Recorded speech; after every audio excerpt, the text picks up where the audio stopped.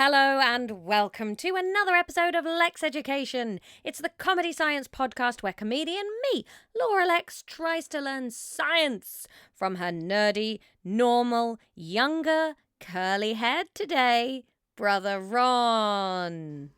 Oh yeah, my hair is curly today. It's the great Ronzo.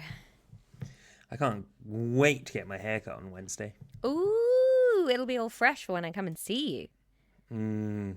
A week in Bristol is beckoning me. Yes, we all love Bristol, the nicest city in the UK. Hey, I'm not Judith. You don't have to convince me that Bristol's great and you should live there. Oh, well, that's the frustrating thing about Judith, because she agrees, but it's still not on the cards. Well, you just got to find her the right job. I think convincing her's not the thing. You got to find her the right job. Yeah, job's a big part of it, but also faff to get back to Austria. Oh, God, stop going to Austria. That's where she's from. So? Look, that's the thing. We never want to go home, so it doesn't really factor in for me. Like, when I'm choosing somewhere to live, I'm like, is this a nice place to live? And then I kind of make the decision based off of that. Other people don't do it like that. Yeah, I live a really annoying place to get back to Somerset from. It's fine. Yeah. Anywho. But as soon as you left home, you always lived in places that were a faff to get back to Somerset from. Yeah, it's not so much. But the thing is, though, I've lived in incredibly well-connected places. I just think Somerset is a faff to get to. Yeah. Or not all of it, obviously. And I mean, Taunton's not even that hard. But like Bristol, it's 2.5 hours from here. That's dandy. Fine. But when you add on that extra hour of squiggly country roads to get home, oof. Yeah. I lived in central London. Like, that's the most connected place in the country. Oh, no, but before that, you lived in Canterbury. Oh, yeah. But that was a conscious choice from me to go to a uni where I couldn't slip home all the time because I knew I'd want to. Oh. So I was like, I'm going to go far away and crack on. I'm going to be super homesick and I'm going to want to go home every weekend. I'm going to go as super far away so that I can't. Interesting. I Googled best universities in the UK for molecular biology, applied to the top 5, went to the one that was the best one I got into. That's how I chose where I went to university. You're very smart, Ron. If I'd done that, I possibly would have done a course that I liked, but then I wouldn't have had a life that I loved. So difficult. Yeah. Anywho, you've just come back from Brussels? Yes, I was in Brussels. That's an easy city to get to. Yeah, Brussels is easy. I was there just weeks ago. Yeah, that was fun. That was very fun. It was massive ducks. We got you some cherry beer. Oh, I love cherry beer. We talked about New Zealand, which, segue, is what we're talking about at the beginning of this episode, because somehow we're still in New Zealand town. Are we? God, Yeah, you're just about really to get on the plane. Oh, I was there for so long. So long. Yeah. This episode still has a schmack of Schneider to it. In exciting semi-New Zealand related news, Ron, younger sister of the podcast has bought a podcast mic this week. Finally. She's ready to properly get on the team. So listen up, listeners. If you've been into any of our Patreon episodes that have featured younger sister of the podcast, or maybe you're not a patron, but you've heard her on various intros and bits and bobs here and there, let us know what else you want younger sister of the podcast to get into. We love making her do lots and lots of true crime research, and let's face it, she loves doing it, but we could force her to do other stuff. Yeah. I think, we should make her just be really earnest about things. Oh, she'd hate that. Yeah. She'd really We do have to, if we're going to be producing more content, though, she's got to learn how to edit some of it. Then we'd have to give her some of our money, I think. No. So wait, she's not only making the content for free, she's also then shaping the content for free, but we don't pay her. I don't think we're allowed to make her our slave. She's already got minus money now because she's paid for that podcast mic herself. Ooh, yeah. feel bad about that. Oh, well. All right. Backpedal on that idea. So just younger sister of the podcast, who is an avid listener also, when you get to this episode, I would like you to text the WhatsApp group that you made for me, you and Ron, that you named Idiots. And I would like you to give me some credit that I was the one that said you shouldn't be in slavery. Look, and I'm not angling for anything because I respect you. So That's not true. He doesn't respect you at all. Okay, well, shall we fling the listeners back to New Zealand? let's do it. All right. We're both in the morning, Ron. Welcome to the Northern Hemisphere. Oh, our flight home, Ron, was like something in a sitcom for bad long-haul flights. We were in a section where they'd clearly and smartly, for everybody else on the plane, just put all the kids in one area because, and it was like as soon as one baby stopped screaming, another one started. So I think a baby screamed for probably 15 out of the 17 hours we were on this flight. And there was some poor kid that I couldn't see but could hear, smell, and viscerally react to. Just bless him. Chuck their guts up like an animal for such a long time. Oh, God, you just felt so awful for them. But they were throwing up with that childish abandon where there was no need to try and, play this down in any way, Oh, I felt so bad for them because you're like, man, you are not well. But, oh, my God, it was revolting. That sounds like a nightmare. Yeah, it was pretty bad. It was pretty At least bad. your kid was one of the good ones. Oh, our kids were amazing. And on the way back, I managed to even watch, I think 4. Oh, but yeah, what did you watch? I've forgotten, Ron. I thought I watched 4 films, but I've utterly forgotten what one of them was. Or I just watched 3 films. But I definitely watched Roxanne, the Steve Martin film. Right. Thoroughly enjoyed myself. And then I watched Fly Me to the Moon with Channing Tatum and Scarlett Johansson. I had a lovely time with that film. And then I watched a trippy film that I really was like, why are you watching this sleep-deprived 12 hours into the flight, called Dream Sequence, where Nicolas Cage is an utterly boring professor who starts just appearing in people's dreams. And then he's like really enjoying the fame of being this weird phenomenon where this same guy has just started turning up in people's dreams, and then he starts murdering and hurting people in their dreams, and then they shun him, and his life collapses and falls apart. Weird. It said comedy gold on the front, and nope. At least you finished it. Yeah, finished 3 films. I watched half of Barbie movie. Well, no, 45 minutes of Barbie movie, and was like, this is trash. Why did this get so much attention? This is not good. Girl power. I didn't get it one bit. I was like, there's some really cute set pieces, but I don't understand why this got the hype that it got. Maybe you had to watch the whole thing, but I got 45 minutes in and was like, even on a plane with nothing else to do, I don't care about finishing this film. I've never seen a second of it, so I can't really comment. But it was one where just the hype got insane. Yeah. And I remember when it came out and I didn't watch it, people were like, oh, you're not going to go see it, why not? And it's like, it's got nothing in it of anything that I've ever been a fan of, I guess. No. That's how I felt. I was like, well, I never really played with Barbies that much. And I'm not that interested. So obviously I haven't gone to see it in the 2 years it's been out or whatever. But then on a plane I was like, oh, everybody says it's good, and I just want something peppy and distracting. Yeah, cool, I'll watch this. And I was just sort of, I don't know. I don't know what I could have been expecting, but baffled. Utterly baffled. Should have watched Oppenheimer instead. Whoa, jeez, can you imagine? Would have been sciencey. Could have talked about it now. Yeah, that's true. Maybe we'll watch Oppenheimer for my birthday. Oh, God. No. I've seen Oppenheimer twice, both times in cinema, which I think is the best place to watch it, and I don't feel any need to watch it again. Oh, thank God. Okay. Then we can't do it. We're going to watch Rob Schneider's The Animal for my Yeah!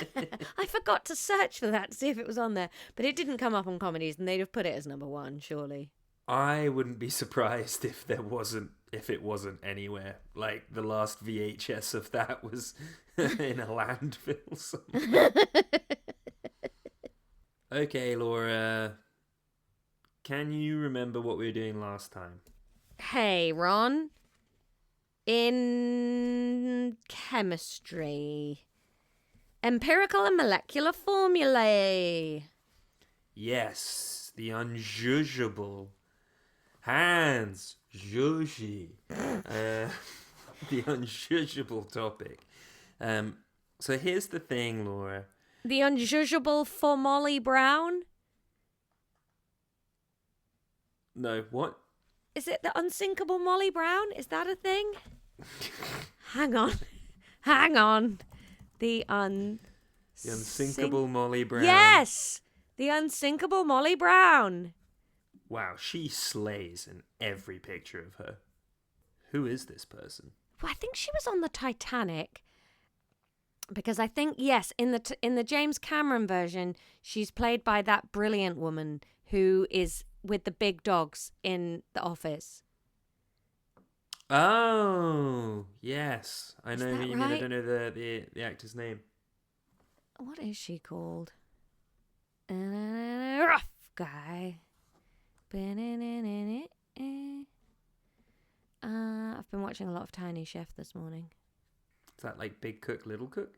No, Kathy Bates. Come on, Kathy Laura and Bates. Ron. Everybody's been screaming into their headphones.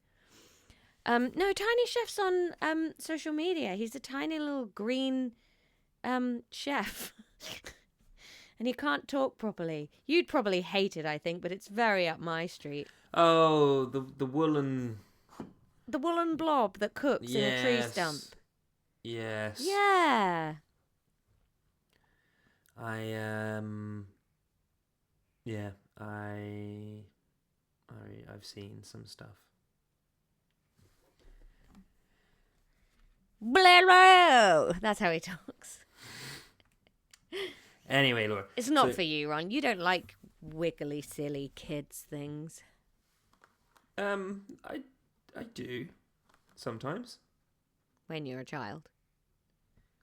Yeah, and sometimes when I'm feeling whimsical. No, I don't like this idea of me that I'm some Grinch that hates kids' films. The Grinch is for children, Ron. You can't be a Grinch. No. You're Freddy Krueger. You are completely misconstruing my point here. It's not that I hate these things or even that I think they're bad, but it's when you come to me, you're like, what? You haven't seen Inside Out 6? Oh, how have you not seen that? It's such a... Because I'm not a child and I don't have one.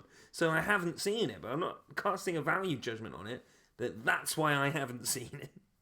So what have I got wrong in my thing of you don't like things for children? No, it's not that I don't like them. It's just you don't choose to watch them because you don't get any joy from them, but you do like them. No. It's the expectation of me to have watched them. Because if you liked them, you'd have watched them. That's how people function. What, so I'm just going to go to the cinema with a bunch of kids and watch Inside Out 6? Yeah, I did, and it's 2. There isn't a 6. In the same way you took yourself to see Oppenheimer because you wanted to, because you like that sort of thing. Other people do that for other things. No, it's weird. Yes! No. I went to see Inside Out 2 alone in Norfolk. Yeah. But you are developmentally stunted. So are you. No, I'm emotionally stunted. I had no idea what was going on in the first one. Somebody on the internet tried to help me out with this one. Somebody on the internet, I think, was trying to fat shame me earlier today by commenting on a video saying, what did they put? 5 foot by 4 foot tall. Now, I think they're trying to say I'm fat there, like I'm 5 foot high, 4 foot wide. But have they accidentally said I'm 20 foot squared tall? 20 foot tall, yeah. But is it 20 foot tall or would it be squared? Well, 5x4 is 20. I think the tall makes it sound like you just do the sum, and then that's the direction. Yeah. So I think they've sort of accidentally said I'm 20 foot tall, which I find very funny when they were trying to be so rude, and it's failed miserably. They're not smart people. If they were, they'd have better things to do with their time. Oh, for sure, Ron. But I do, I guess I just, I like the creativity sometimes that people try, and then when it goes wrong, it's very funny to me. Yeah. You got to assume, I don't know, I always assume with these things that it's not creative, and either they came up with this and then they keep on using it because they think it's great, which is deeply sad. Yeah. Or someone else came up with it, they saw it, they were like, oh, nice one, Gary. I'm going to use that to attack women as well. And then they've not spotted their... Yeah. Yeah. Anywho. So we were doing formulae, and it was unjudgeable, just like Molly Brown. Yeah. Where are we now, Ron? So there's kind of this bit at the end, and it's still unjudgeable. It's balanced equations and associated calculations. Ooh. So I was thinking, let's not do this right now. They sound like two departments in a really sad office. Yeah. We're going to be merging balanced equations and associated ramifications. What was the fourth Bob word? from Associated Calculations coming over for dinner later. Yeah, exactly. I used to be the so CC, my playmate at Associated Calculations. Wait. Leave an edit break, and you can take another run at that if you want. CCO, CPO, CDO, CAO, CE.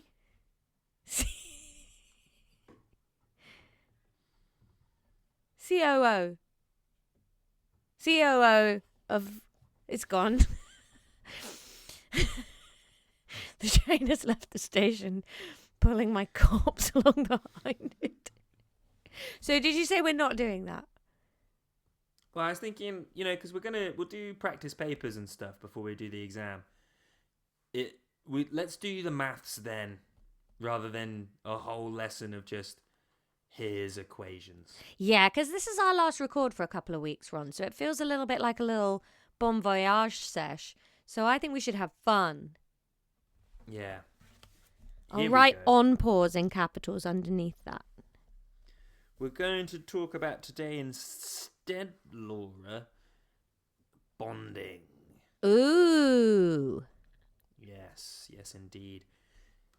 A lot of this will be stuff that we've already covered, okay? That immediately makes me think of an advert for a film that was on a VHS that we must have had as kids about some birds that hatched and bonded to a man, and he had to teach them how to fly, and it wasn't animated. I wonder what that was called. Fly Away Home? My brain is saying Fly Away Home. Yeah. It was, Ron. See? Can't remember what tertiary quadrenary means, but that advert for Fly Away Home, starring Jeff Daniels and Anna Paquin, is hard in my head. Jeff Daniels? Yeah. Is this the one where he's got to, lead the geese? Yeah! Yeah, I remember that film. What a proper... I don't think I ever watched it. I just remember Jeff Daniels would get it in that film. Jeff Daniels would get it in every film. I don't think I've seen the film. I think it was just on the advert. On a thing. Came out in 1996, Ron. So you were not even one when that film came out. Depending on when it came out. September, so I'd already worked that out, actually. Not Dramatises the actual experiences of Bill Lishman, who in 1986, just 10 years prior to the film, started training Canada geese to follow his ultralight aircraft and succeeded in leading their migration in 1993 through his program, Operation Migration. Yes. Whoa, it starts out in New Zealand, Ron. Whoa. Yeah. Okay. So we're doing a bonding, Laura. For the novel, see Jennifer Weiner.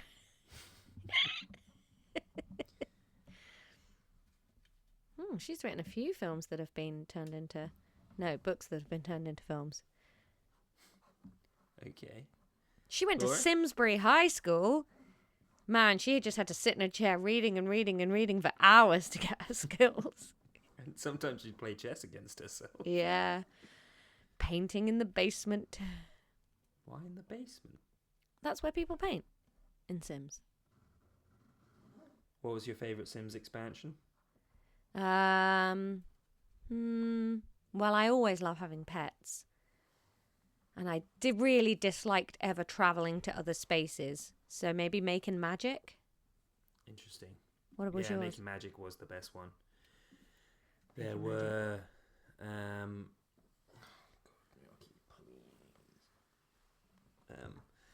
you could get dragons, although you did travel to the other spaces sometimes with the with Making Magic. You had to do that thing where you had to touch all the mushrooms before the fairy, and Yeah. some people would just like queue up touching all the mushrooms. What you actually had to do was run to the mushrooms, then touch it. Ron knows. Yeah. That was the way to get the most aesthetically pleasing kitchen.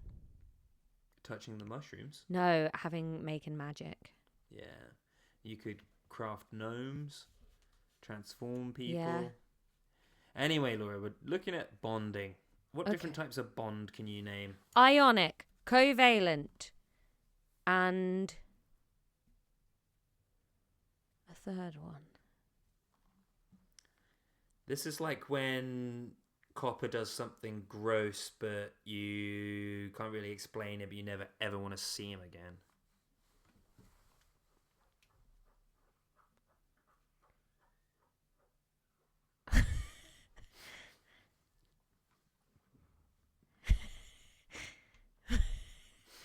What? Metallic, a metal ick. Oh, that is much more broadcastable than what I was putting together in my head. Oh, God. So, Laura, ionic bonding, how does that work? Ionic bonding is when one atom attracts an electron across off another atom, and it's borrowed, and so then the charge is changed on two atoms, and so they're chargely stuck together. Yes and no. Sometimes one steals the other one, but it's just the fact that one has one and the other one doesn't. So ionic bonding, Laura, is like Love Island, okay? Loving the shush. Everyone's either missing something or they have too much baggage.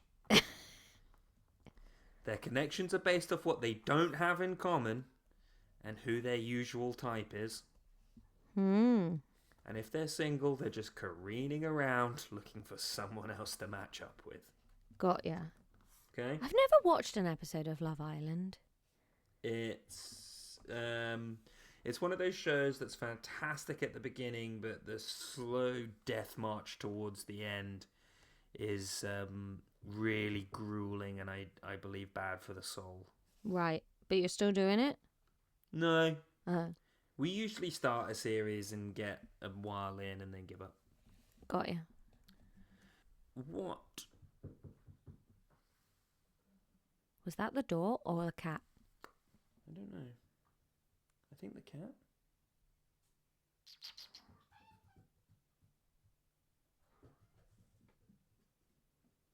Presume they'll knock again if it was the door. What shape do ions form when they go into a superstructure? Like a big amount of them?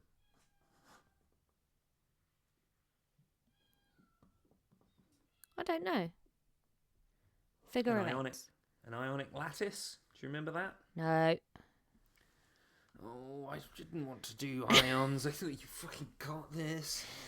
Ah, I do. I did know what it was, didn't I? I said that right, but I can't remember an ionic lattice. You know how, like, salt is cubes? Yeah? That's a lattice. Okay.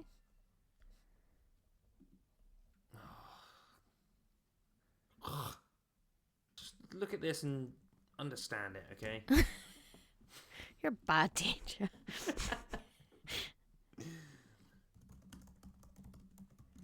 Yeah, that looks familiar. Yeah, we don't have to go through that again, do we? No, we'll be fine, Ron. I think the less we re-go over, the Yeah. the more. The more. Exactly.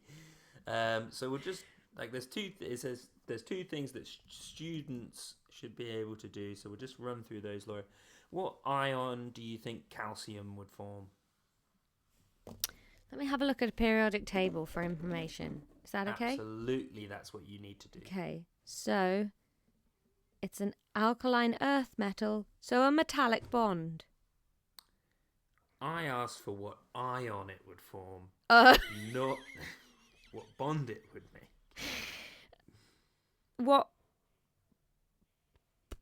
What's the question then? What ion would calcium form? Salt is sodium chloride, so you got an Na plus and a Cl minus. What would calcium form?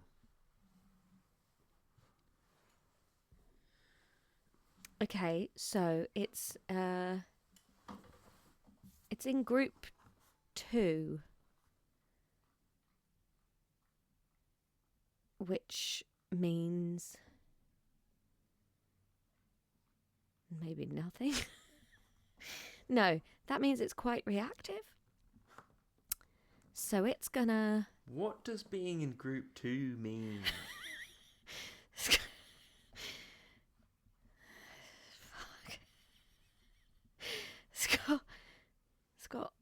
It's got 2 shells, and it's got 4 guys in its outer ring. And there, in pairs. So... It's got... Where are you getting 2 shells from? This is in group 2. What's happening? How many electrons does hydrogen have in its outer shell? 1, How many electrons does lithium have in its outer shell? 2. Why would that be the case? Does it not? Why don't you remember things when we talk about them? Oh, like... Does it not? It has 1 in its inner shell and then 2 in its outer shell. Other way around, 2 in its inner shell, 1 in its outer shell. Ron, it's me, Laura. Hello. You close your mental door. Why can't you just get something? Why is nothing a given? Sometimes I feel like I have some stability in this podcast and I have a base to build off of, and then it's ripped away from me. But look at how hard I'm trying. Yeah. How long have we been recording? 23 minutes. All right, 7 more minutes. 7 more minutes. Look, there's no point in it, right? We're not moving on to covalent bonds, which is what we're supposed to be doing. We're sticking in ions. The number of rows, the crosses, is the number of shells. Okay, roses, shells. Okay. The number of groups or columns or up-downers is the number of electrons in the outer shell. That is literally what I said first time. I said it's got 2 electrons in its outer shell because it's in group 2. Yes, but you said that for lithium. I didn't. I said it for calcium. We were talking about lithium at the time. No, you asked me about calcium. You asked me what calcium would make in an ion. And you said it's got 2 shells and 4 electrons in its outer shell. That's what you said. Well. And then we moved on to lithium, and then you said it's got 2 electrons in its outer shell. So I'm right. No, for About neither lithium. of those. No, you're wrong for lithium too. Oh. Right, so calcium has got 4 shells and 2 in its outer shell. Yes. Okay. The question was, what type of ion does it form? A negative ion. Talk me through it. Positive ion. Talk me through it. No, I don't know. It's 4 shells out, so the nucleus has got less pull, but the 2 on the outside. No, that's wrong. Just think about the electrons in the outer shell. They're in a pair. There isn't a spare one. But there's loads of space. What is an ion? A bond. A charged thing. What's happened to that atom to make it an ion? It's either lost or gained an electron. Is it always one electron? Could be more. How? It either empties or fills its shell. Does it? I didn't know that. So what ion would calcium? I think that's the first time you've ever said that. I don't Either think so. empties We've gone through or this fills its for shells. literally years. I didn't know that, Ron. That's new information. Ions are supermarket workers. Okay, so I think it's more likely to empty its shell then because it's got 2 in its outer ring. So what ion would it form? A positive ion. What ion? Calcium 2.0? What? Calcium... salt? Calcium chloride? What's... Do I need to know who it matches up with? Who's No, got it's 6? just calcium 2+. Right, It's got a this is positive new charge of 2. information. No, it's not. No, it's not. You stupid little worm. This is not new information. Right. We'll do a couple more of these now. Right, well, now I know what I'm doing and you've actually taught it to me. It's going to be much easier. What ion does fluorine make? Right, fluorine is over here. It's got 17 electrons in its outer ring. Doesn't feel right. It's not right. It's got 2 electrons in its outer ring. That's also wrong, isn't it? Fuck.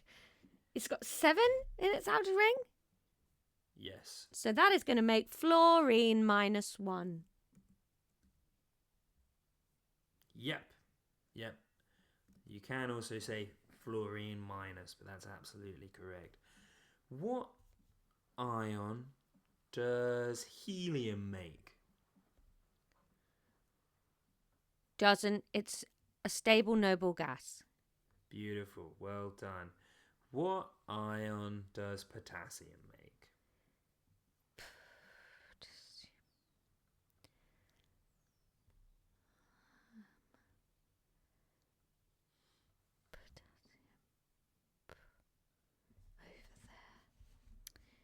That's got 1. Potassium plus. Absolutely. Not all ions are just elements. Some of them are molecules that are ions. You have to learn these as homework. If you don't know all of these by the next time we record, I quit. No, because it's months away and I won't remember. You need to learn all of those. Those are important. Can you text me about it every 3 days to remind me? No. That's just on you. I That's a won't. responsibility that you have. I will remember it 6 minutes before the recording. Sulfate, hydroxide, nitrate, carbonate, ammonium. All of these things you must know. Do you know them? Yep. Tell me them right now. Sulfate, ammonium, hydroxyl, carbonate. And what are they? What are their ions? Ammonium is NH4 plus. Yep. Sulfate is SO42 minus. Hydroxide's OH minus. We talk about that one all the time. Oh, yeah, that's in carboxyl groups. It's in water. Hydroxyl groups. Yeah. Carbonate CO3 2 minus, and nitrate is NO3 single minus. Okay, I will learn those. All right. See you for the quiz. Have fun in Sweden. I will.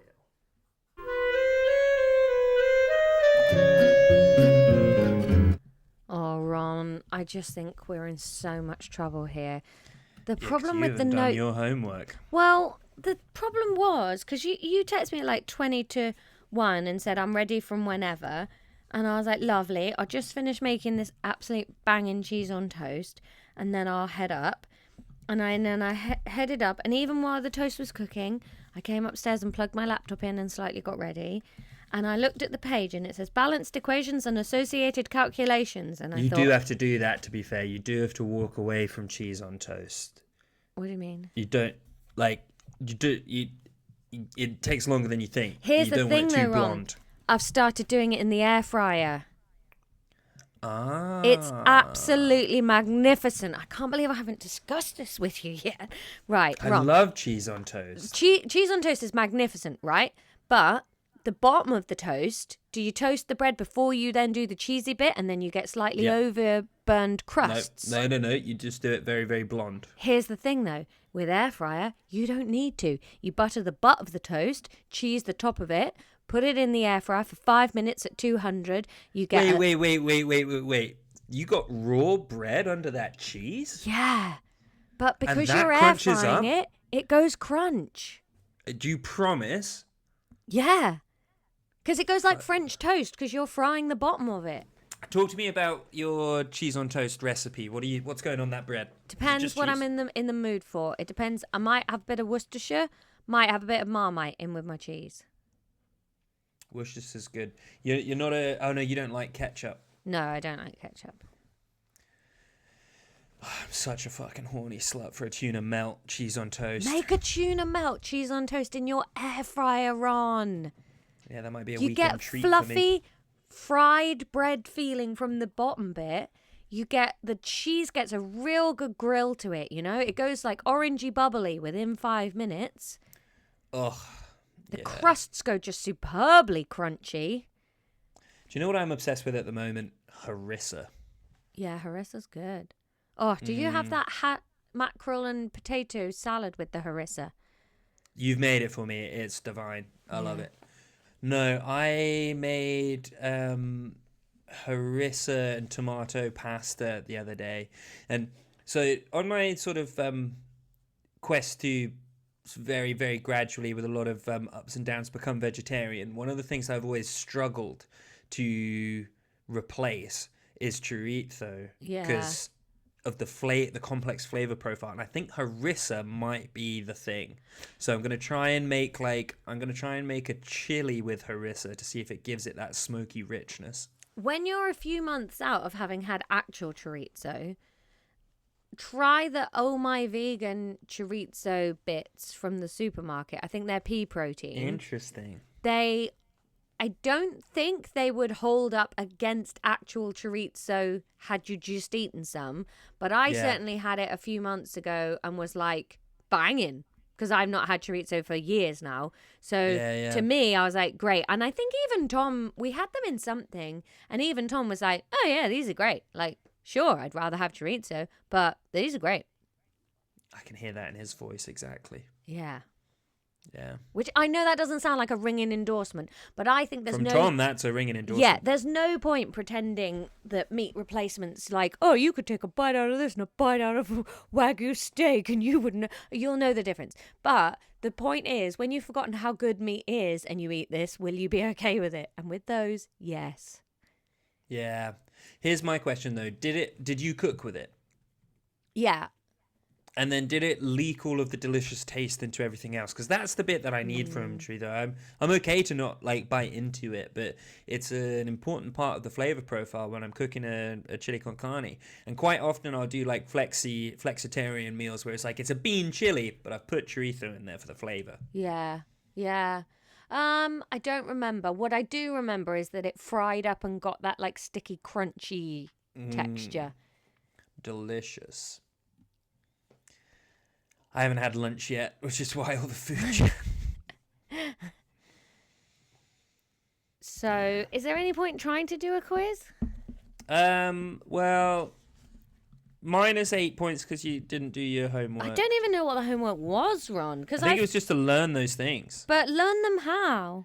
As in, like, commit them to memory. What, just OH negative? Yeah, what is that? Well, I don't know. A hydroxyl group. Hydroxide ion. Right. What's the next one?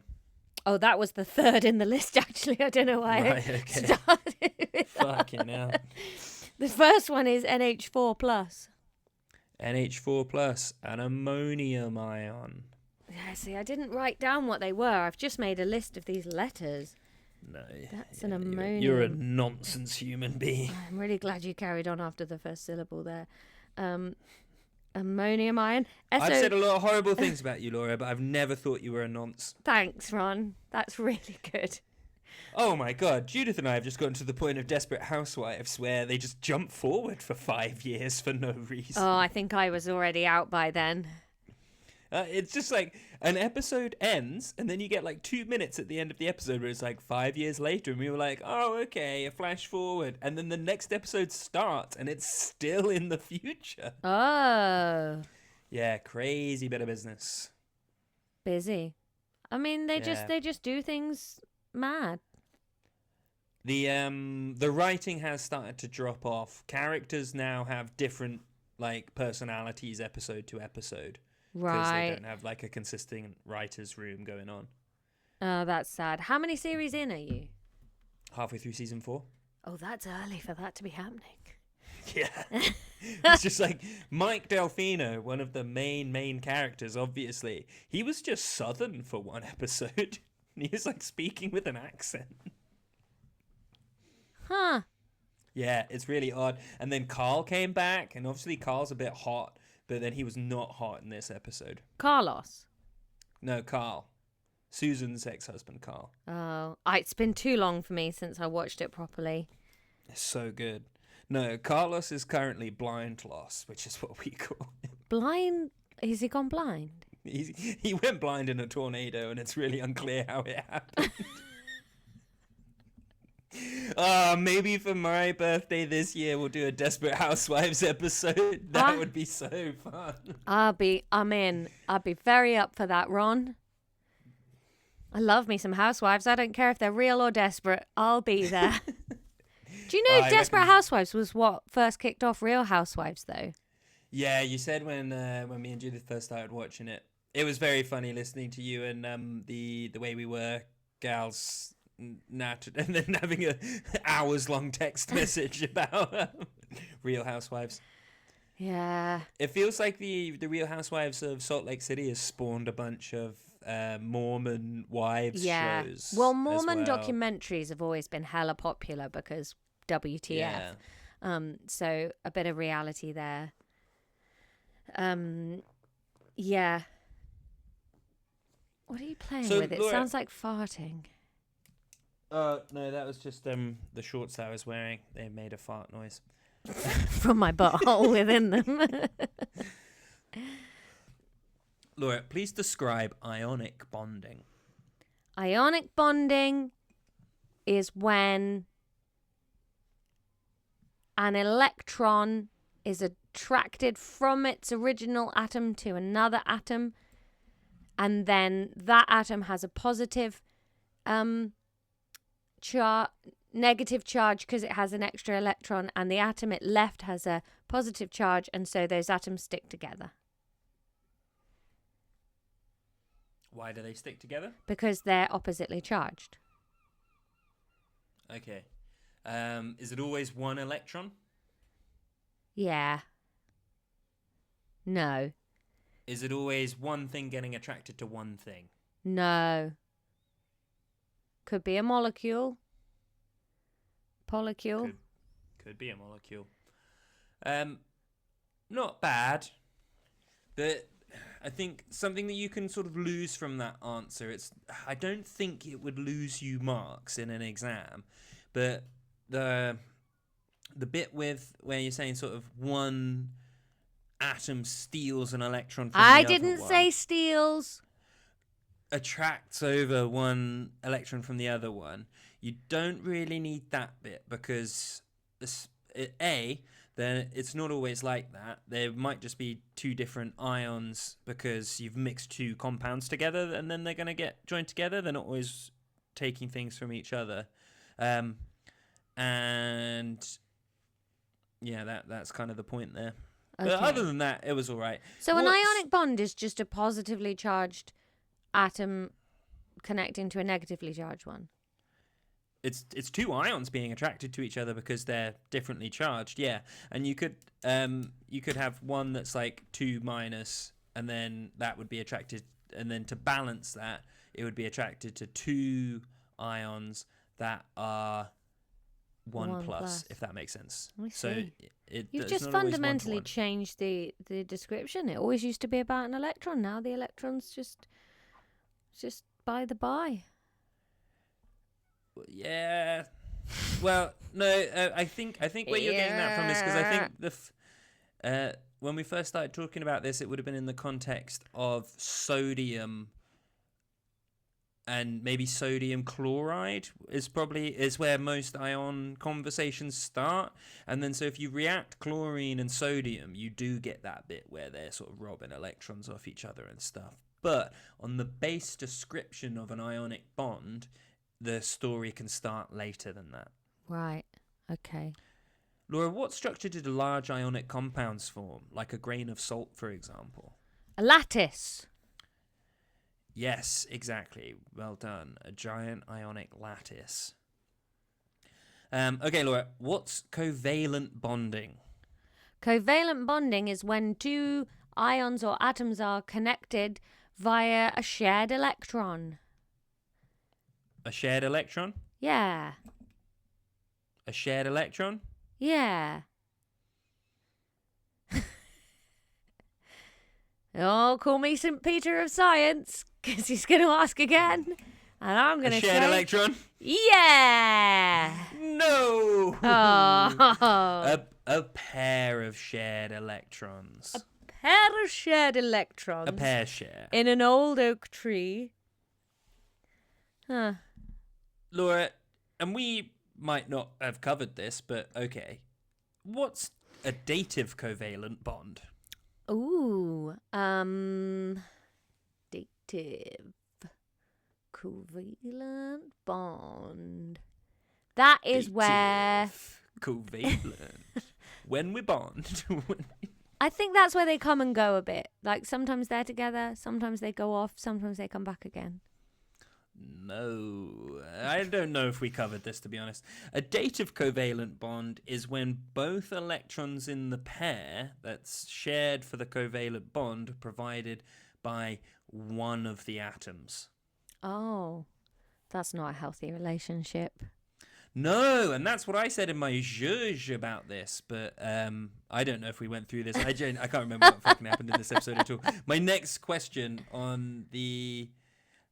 I think we had a real end of term feel because we knew that there was going to be a recording break, and I think we did very little during the bulk of this episode. Yeah, I haven't got loads in the notes. No. Well, let's call it a day there. We've had a lovely time. We talked about cheese on toast. God, I want some lunch. Have some cheese on toast, Ron. Have some air fryer cheese on toast. I don't have any bread. Ron! I don't keep bread in the house. Where do you keep it? On the front step? That seems annoying. Don't Keep buy stepping bread. over it. I don't buy bread because then I eat bread. Yeah. All the bread. Delicious. Bread, No. breadly bread. No, lunches are quite a miserable affair at the Ron household, although I've grown to love them, but I just eat vegetables. Gross. and oats for breakfast. Oh, God, your life sounds awful. Why? No, it's good. Is it? Yeah. Doesn't seem good. Well, It is. Because here's the thing. The eating is not great, but then you feel good in between the eating. but I just had cheese on toast and I feel amazing. No, you don't, Laura. I do. No, you don't. That's a lie. I feel great. Oh my God, Ron, did I tell you? No, we're going to do the next episode and I'm going to tell you my wonderful thing. Oh.